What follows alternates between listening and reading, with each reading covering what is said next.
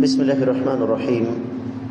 إن الحمد لله نحمده ونستعينه ونستغفره ونعوذ بالله من شرور أنفسنا وسيئات أعمالنا. من يهده الله فلا مضل له ومن يضلل فلا هادي له. وأشهد أن لا إله إلا الله وحده لا شريك له وأشهد أن محمدا عبده ورسوله.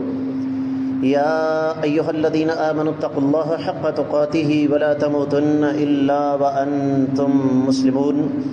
يا أيها الناس اتقوا ربكم الذي خلقكم من نفس واحدة وخلق منها زوجها وبث منهما رجالا كثيرا ونساء. واتقوا الله الذي تساءلون به والأرحام إن الله كان عليكم رقيبا. يا أيها الذين آمنوا اتقوا الله وقولوا قولا سديدا يصلح لكم أعمالكم ويغفر لكم ذنوبكم ومن يطع الله ورسوله فقد فاز فوزا عظيما. أما بعد فإن خير الحديث كتاب الله وخير الهدي هدي محمد صلى الله عليه وسلم وشر الأمور محدثاتها وكل محدثة بدعة وكل بدعة ضلالة وكل ضلالة في النار. قال الله عز وجل بعد أعوذ بالله السميع العليم من الشيطان الرجيم بسم الله الرحمن الرحيم قاف والقرآن المجيد بل عجبوا أن جاءهم منذر منهم فقال الكافرون هذا شيء عجيب أإذا متنا وكنا ترابا ذلك رجع بعيد قد علمنا ما تنقص الأرض منهم وعندنا كتاب حفيظ بل كذبوا بالحق لما جاءهم فهم في أمر مريج. أفلم ينظروا إلى السماء فوقهم كيف بنيناها وزيناها وما لها من فروج والأرض مددناها وألقينا فيها رواسي وأنبتنا فيها من كل زوج بهيج تبصرة وذكرى لكل عبد منيب. ونزلنا من السماء ماء مباركا فأنبتنا به جنات وحب الحصيد والنخل باسقات لها طلح نضيد رزقا للعباد وأحيينا به بلدة ميتا كذلك الخروج. كذبت قبلهم قوم نوح وأصحاب الرس وثمود وعاد وفرعون وإخوان لوط وأصحاب الأيكة وقوم تبع كل كذب الرسل فحق وعيد. أفعينا بالخلق الأول بل هم في لبس من خلق جديد ولقد خلقنا الإنسان ونعلم ما توسوس به نفسه ونحن أقرب إليه من حبل الوريد إذ يتلقى المتلقيان عن اليمين وعن الشمال قعيد ما يلفظ من قول إلا لديه رقيب عتيد. وجاءت سكرة الموت بالحق ذلك ما كنت منه تحيد ونفخ في الصور ذلك يوم الوعيد وجاءت كل نفس معها سائق وشهيد. لقد كنت في غفلة من هذا فكشفنا عنك غطاءك فبصرك اليوم حديد. وقال قرينه هذا ما لدي عتيد ألقيا في جهنم كل كفار عنيد مناع للخير معتد مريب الذي جعل مع الله إلها آخر فألقياه في العذاب الشديد. قال قرينه ربنا ما أطغيته ولكن كان في ضلال بعيد. قال لا تختصموا لدي وقد قدمت إليكم بالوعيد ما يبدل القول لدي وما أنا بظلام للعبيد. يوم نقول لجهنم هل امتلأت وتقول هل من مزيد وأزلفت الجنة للمتقين غير بعيد هذا ما توعدون لكل أواب حفيظ من خشي الرحمن بالغيب وجاء بقلب منيب ادخلوها بسلام ذلك يوم الخلود لهم ما يشاءون فيها ولدينا مزيد. وكم أهلكنا قبلهم من قرن هم أشد منهم بطشا فنقبوا في البلاد هل من محيص إن في ذلك لذكرى لمن كان له قلب أو ألقى السمع وهو شهيد. ولقد خلقنا السماوات والأرض وما بينهما في 6 أيام وما مسنا من لغوب فاصبر على ما يقولون وسبح بحمد ربك قبل طلوع الشمس وقبل الغروب ومن الليل فسبحه وأدبار السجود واستمع يوم ينادي المنادي من مكان قريب يوم يسمعون الصيحة بالحق ذلك يوم الخروج إنا نحن نحيي ونميت وإلينا المصير يوم تشقق الأرض عنهم سراعا ذلك حشر علينا يسير نحن أعلم بما يقولون وما أنت عليهم بجبار فذكر بالقرآن من يخاف وعيد.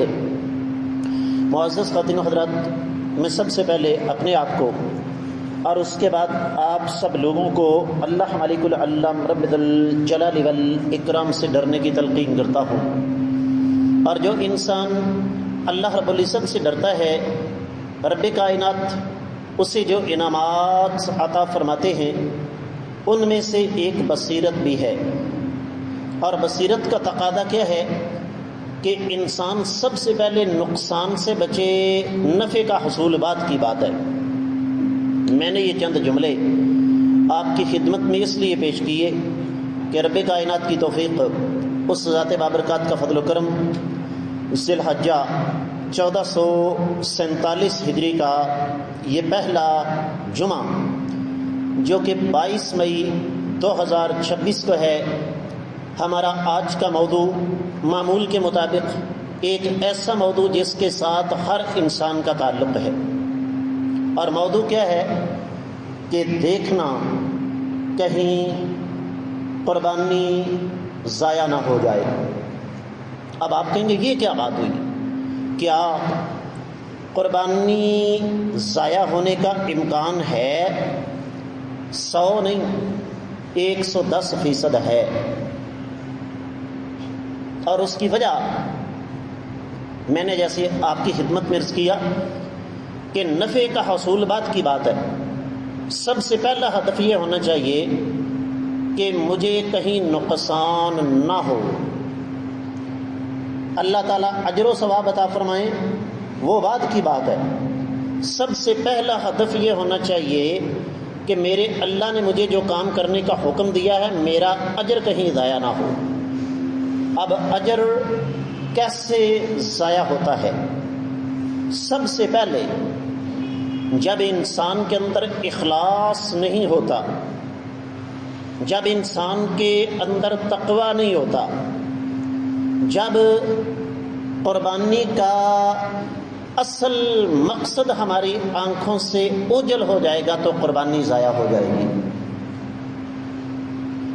میں عام طور پر اپنی گفتگو کے دوران سوال کیا کرتا ہوں، کیا رب کائنات کو میری آپ کی قربانی سمیت کسی بھی نیکی کی ضرورت ہے؟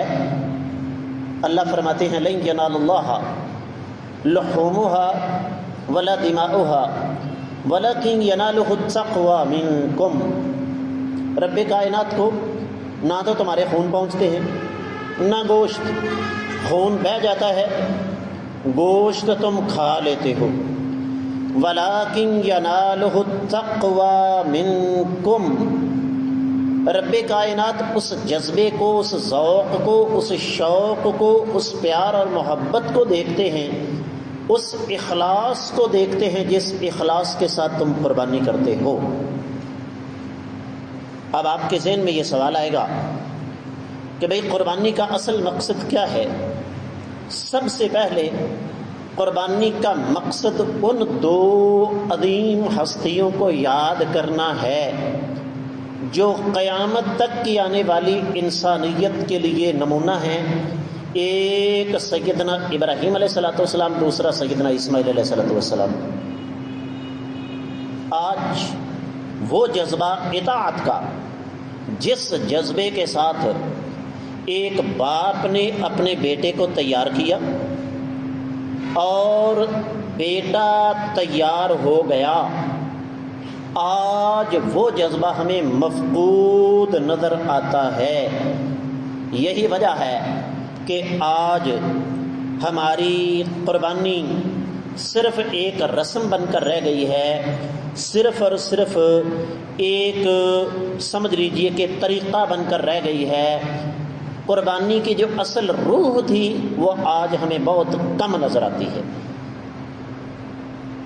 تو پہلی چیز کہ سیدنا ابراہیم علیہ السلام اور سیدنا اسماعیل علیہ السلام والا اطاعت کا جذبہ، بیٹے کی قدر و قیمت کیا ہوتی ہے یہ صرف اس سے پوچھئے جس کا ہے نہیں یا اللہ نے دے کے واپس لے لیا۔ کیا خیال ہے سیدنا ابراہیم علیہ السلام اپنے بیٹے کو قربان کرنے کے لیے اتنی جلدی تیار ہو گئے ہوں گے؟ پتہ نہیں کتنی دیر سوچا ہوگا، کتنا اپنے نفس کے خلاف جنگ کی ہوگی۔ یہ جذبہ آج ہمیں اپنے اندر پیدا کرنے کی ضرورت ہے۔ اسی طرح سیدنا اسماعیل علیہ السلام انسان کے لیے سب سے قیمتی چیز اس کی جان ہوتی ہے، اور یہ ایک فطری امر ہے، انسان ہو یا جانور اپنی جان ہر کوئی بچانے کی کوشش کرتا ہے۔ لیکن ذرا تھوڑی دیر کے لیے تصور کیجئے، باپ نے اشارتاً ایک بات کی، انی ارا فی المنام انی اذبحک فانظر ماذا تری۔ میں اس کی تفصیل میں نہیں جاتا، کئی دفعہ بیان کر چکا ہوں کہ باپ نے ایک اشارہ کیا کہ بیٹا میں نے خواب دیکھا ہے کہ میں تجھے اللہ کی رضا کے لیے ذبح کر رہا ہوں، اس بارے میں تمہاری کیا رائے ہے؟ بیٹا تربیت یافتہ تھا، پھر بات ٹریک سے اتر جائے گی۔ بیٹے کی تربیت ایک اصلی نسلی اور خاندانی ماں نے کی تھی۔ ڈاکٹر صاحب کیا خیال ہے؟ سیدنا ابراہیم علیہ السلام تو اپنے بیٹے اور بیوی کو چھوڑ کر چلے گئے نا، تو یہ ایک لمحہ فکریہ ہے ہماری آج کی عورت کے لیے، جس کے دل و دماغ میں ایک بات بیٹھی ہوئی ہے کہ اولاد کو اس کے باپ کے خلاف بطور ہتھیار استعمال کرنا ہے۔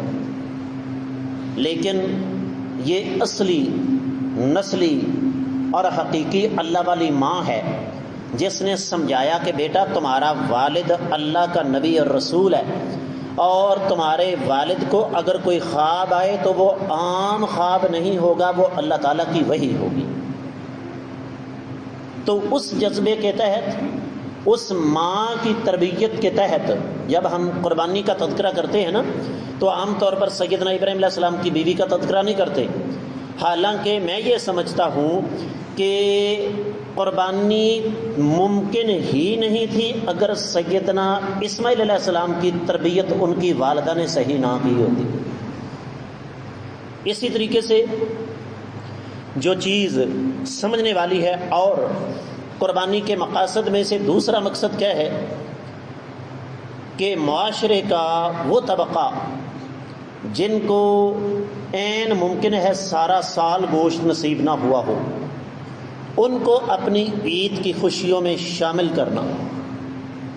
پھر قربانی کے مقاصد میں سے ہی ایک بڑی اہم چیز ہے کیا کہ دل میں عاجزی، شکر، انکساری پیدا کرنا کہ رب کائنات یہ جانور میں نے 2 دن پہلے خریدا، یا 2 ہفتے پہلے خریدا، یا 2 مہینے پہلے خریدا، یا بڑی عید کے فوراً بعد میں نے خرید لیا۔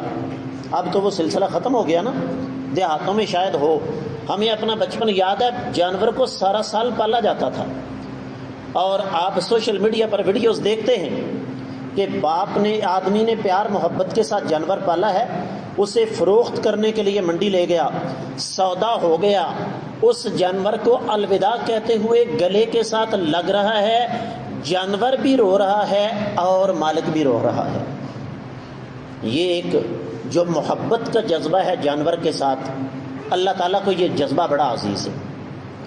پھر کیا قربانی کا مقصد فریزر بھرنا ہے؟ ایک جگہ ایک تحریر تھی، کیا قربانی کا گوشت کتوں کے لیے؟ میری ان باتوں سے بھائی برا محسوس کرتے ہیں کہ آپ بڑی سخت باتیں کرتے ہیں۔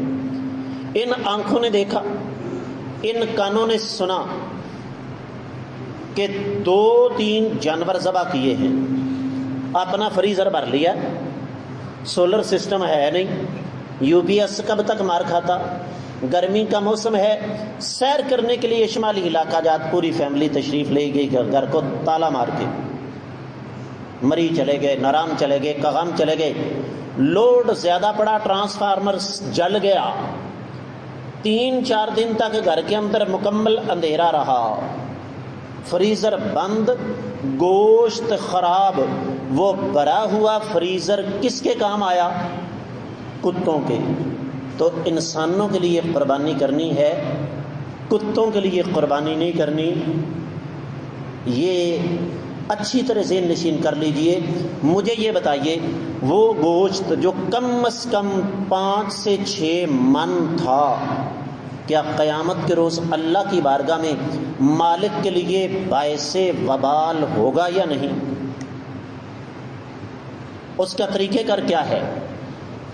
طریقہ کار یہ ہے کہ عید سے پہلے اپنے بچوں کو ساتھ بٹھا کر ایک فہرست ترتیب دیں کہ میرے محلے میں، میری بستی میں، میرے رشتہ داروں میں، میرے عزیزوں میں کون کون اس قابل ہے کہ قربانی نہیں دے سکتا،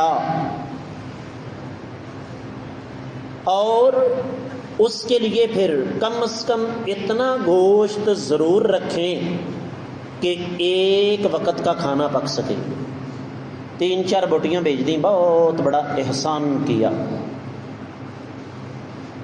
کم از کم اگر 4-5 افراد کا خاندان ہے، ان کے لیے 1 کلو گوشت کی کیا حیثیت ہے؟ آج 200-400-500 روپے کا کانٹا ہر گھر کے اندر موجود ہے۔ ہماری خواتین نے گھروں کے اندر رکھے ہوتے ہیں، کچن کے اندر رکھے ہوتے ہیں۔ وزن کرنے والا پیمانہ اپنے پاس رکھیں، کم از کم 1 کلو گوشت بھیجیں۔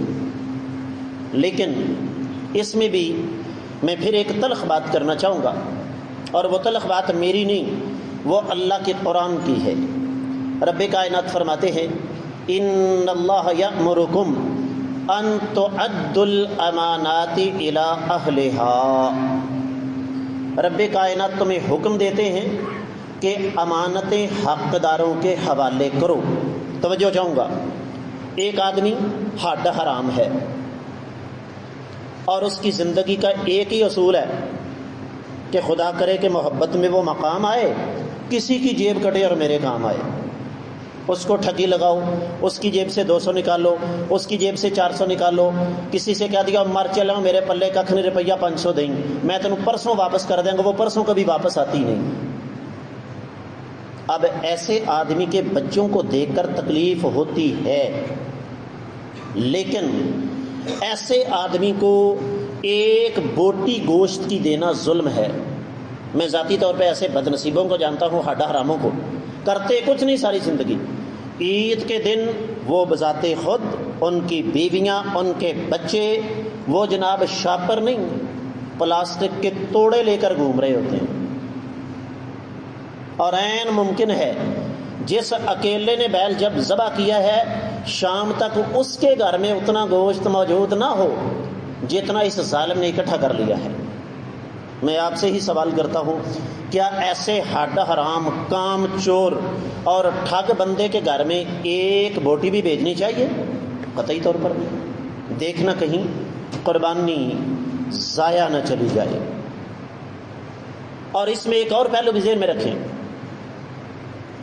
نبی کریم صلی اللہ علیہ وسلم کا فرمان ہے، ایک وقت تھا آقا علیہ السلام کے دور میں کہ قربانی کا گوشت 3 دن سے زیادہ رکھنے کی اجازت نہیں تھی، لیکن بعد میں نبی رحمت صلی اللہ علیہ وآلہ وسلم نے ارشاد فرمایا، کلو، گوشت کھاؤ بھی، تقسیم بھی کرو، وادخرو، اپنے گھر والوں کے لیے تھوڑا سا ذخیرہ بھی کر لو۔ نبی علیہ السلام کا فرمان آ گیا۔ یہ جو ہے نا 3 حصے، یہ 3 حصے گوشت کے کرنے کسی بھی حدیث سے ثابت نہیں ہے، یہ آپ کی اپنی مرضی ہے۔ میں اکثر و بیشتر ایک مثال دیا کرتا ہوں کہ ایک آدمی بیچارہ 30-35-40 ہزار روپیہ مہینہ کماتا ہے، چلو اس کے گھر میں کوئی انسان کی بچی بیٹھی ہوئی ہے تو وہ سارا سال تھوڑے تھوڑے کر کے پیسے جمع کرتی رہتی ہے۔ اب 10 افراد کی فیملی ہے، 2 میاں بیوی، 4 بچے، 6، 2 ماں باپ، 8 اور 2 کنواری بہنیں، 10۔ انہوں نے بڑی مشکل سارا سال پیسے جمع کر کے 50-60 ہزار روپے کا ایک بکرا لیا۔ شوق ہے نا کہ قربانی کرنی ہے۔ اب مجھے یہ بتائیے کہ 50-60 ہزار روپے کے بکرے سے گوشت کتنا نکلے گا؟ یہی ملک صاحب 10-12 کلو، اتنا ہی ہے نا۔ اب 10-12 کلو گوشت اس خاندان کے لیے جنہوں نے سارا سال، چھوٹا تو دور کی بات ہے شاید بڑا گوشت بھی نہ کھایا ہو، کیا وہ اس میں سے تقسیم کریں گے؟ نہیں۔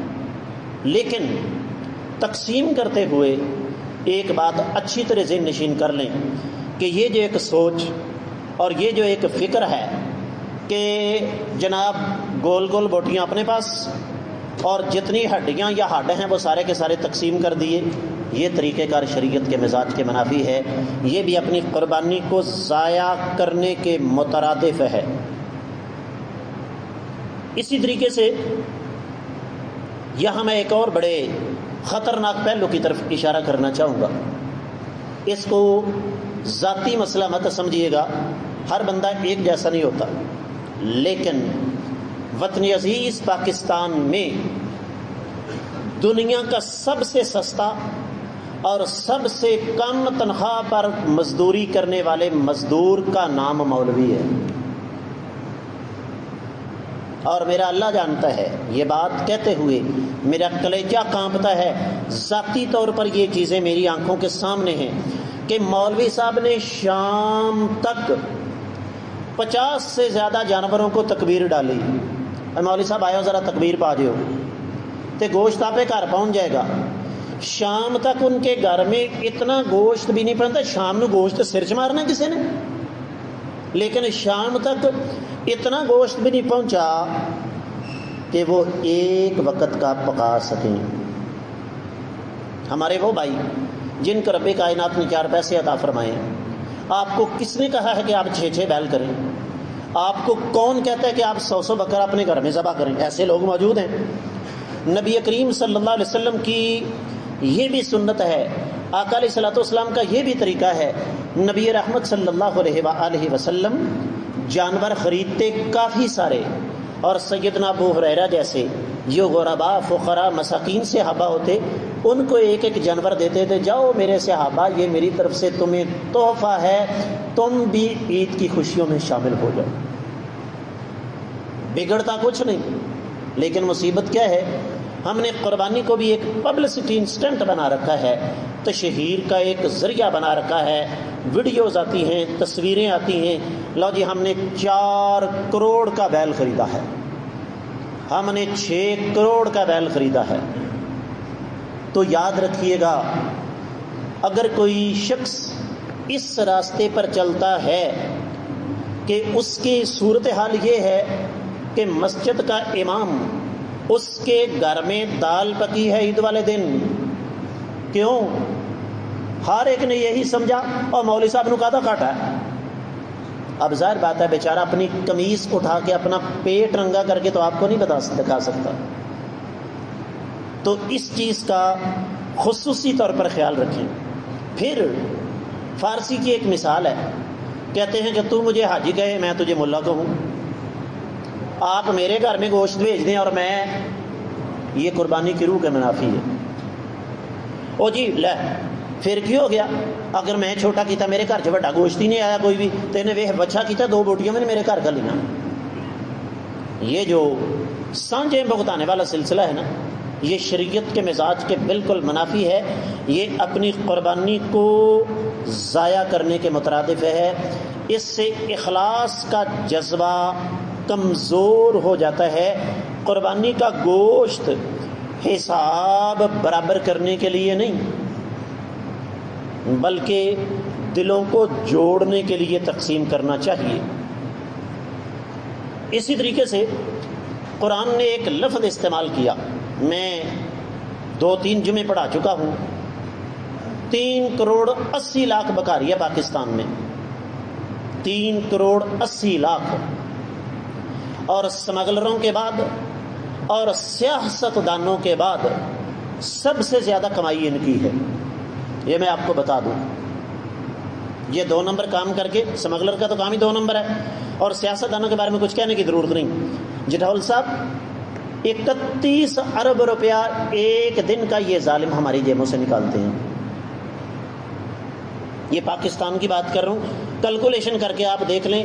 بلکہ میں کہتا ہوں اگر کسی میرے بھائی کو میری بات پر شبہ ہو، 1000 روپیہ دیہڑی میں دوں گا، میرے کہنے پر کسی ایک بکاری کے پیچھے سارا دن لگا رہے، اور شام کو اس سے کہہ دے کہ 1000 روپیہ تمہیں میں دوں گا، مہربانی کر کے صرف اتنا بتا دو کہ ایک دن میں تمہیں پیسے کتنے ملے ہیں۔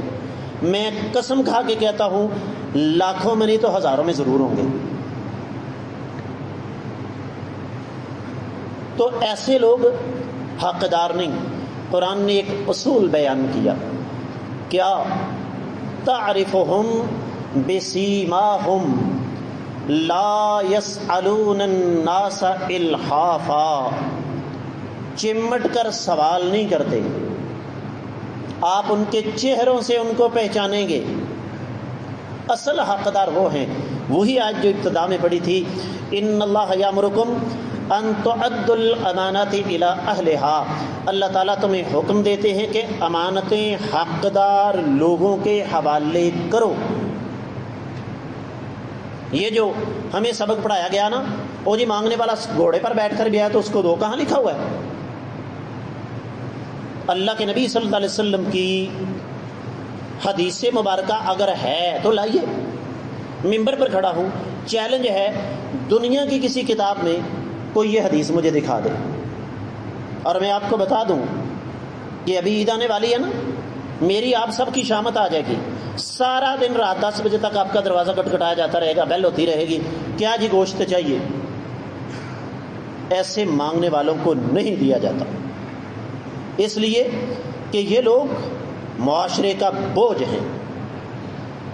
اسی طرح قربانی ضائع کرنے کا ایک اور سلسلہ، کہ قربانی نہیں، نمود و نمائش ہے۔ اللہ کے رسول صلی اللہ علیہ وسلم نے ارشاد فرمایا، قیامت والے دن مجھے سب سے زیادہ اپنی امت پر جس چیز کا خطرہ ہے وہ شرک خفی ہے۔ صحابہ کرام نے پوچھا، اللہ کے رسول صلی اللہ علیہ وسلم شرک خفی کیا ہے؟ فرمایا وہ ریاکاری ہے۔ او بھائی میں اگر 5 لاکھ روپے کا جانور ذبح کرتا ہوں تو اس سے آپ کو کیا؟ میں آپ کو کیوں دکھا رہا ہوں؟ قربانی کس کے لیے ہے؟ قل ان صلاتی و نسکی و محیای و مماتی للہ رب العالمین، آپ فرما دیں کہ میری نماز، میری قربانی پہلے، نماز، قربانی میں، اور پھر میری زندگی، میری موت کس کے لیے ہے؟ اللہ کی رضا کے لیے۔ رب کائنات کو آپ کے بڑے جانور کی کوئی ضرورت نہیں۔ اور اس کے ساتھ ساتھ قربانی کے ضائع ہونے کا ایک سلسلہ اور بھی ہے۔ ظاہر بات ہے، آپ کو پتہ ہے میں ہمیشہ آپ کی ناپسندیدہ باتیں کرتا ہوں۔ قربانی اللہ کے لیے، کھال مولوی کے لیے، اور گند محلے داروں کے لیے۔ بھائی خالد جی، نارمل بکرا کنے دا آ جائے گا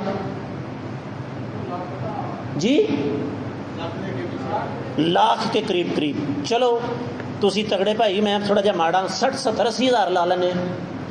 اب میں 60-70 ہزار روپے کا بکرا لیتا ہوں، 5-6 ہزار روپیہ سونی صاحب کسائی کو دیتا ہوں، اینے پیسے دے گا بکرا ذبح کرن دے، تے کسے آدمی نو 400-500 روپیہ دے کے اودیاں آندراں، اودی اوجڑی، اودی علائش، کسے ایسی جگہ تے سٹان لگا مینوں موت پیندی ہے کہ جڑے جگہ مخصوص ہوئے۔ یاد رکھیے، نبی کریم صلی اللہ علیہ وسلم کا فرمان ہے، فرمایا جو شخص کسی مسلمان کے لیے آسانی پیدا کرتا ہے، رب کائنات دنیا اور آخرت میں اس کے لیے آسانیاں پیدا کریں گے۔ حدیث کا مفہوم مخالف کیا ہوا؟ کہ جو کسی کے لیے مشکلات پیدا کرتا ہے، رب کائنات اس کے لیے دنیا اور آخرت میں مشکلات پیدا کریں گے۔ اگر گھر کے اندر 4-5 بیٹے ہیں، ان سے کہیں بیٹا اس کو کسی گاڑی پر لا دو، ہاتھ گاڑی پر جا کر کسی کھیت کے اندر 1.5-2 فٹ گڑھا کھودو، اس کے اندر اس کو دفن کر دو، یا حکومت نے جو ٹرک وغیرہ اگر قسمت یا نصیب مل جائے تو اس کے حوالے کرو جا کے۔ اور آخری بات سن لیجئے، اگر آپ میری ان تمام باتوں سے متفق ہیں تو ایک نیکی اور کیجئے۔ وہ کیا؟ جس اپنے بھائی کے بارے میں، محلے دار کے بارے میں، عزیز کے بارے میں، رشتہ دار کے بارے میں آپ کو پتہ ہے کہ سفید پوش ہے، کسی سے سوال بھی نہیں کرتا، اپنے گھر میں عزت کے ساتھ، خودداری کے ساتھ بیٹھا ہوا ہے، لیکن میں جانتا ہوں میں گوشت بھیجوں گا تو گوشت اس کے پاس پہنچ جائے گا، لیکن مرچ مسالے اس کے پاس نہیں ہوں گے، کچھ نہیں بگڑ جاتا، 200-400-500 کے ساتھ مرچ مسالے بھی بیچ دیں۔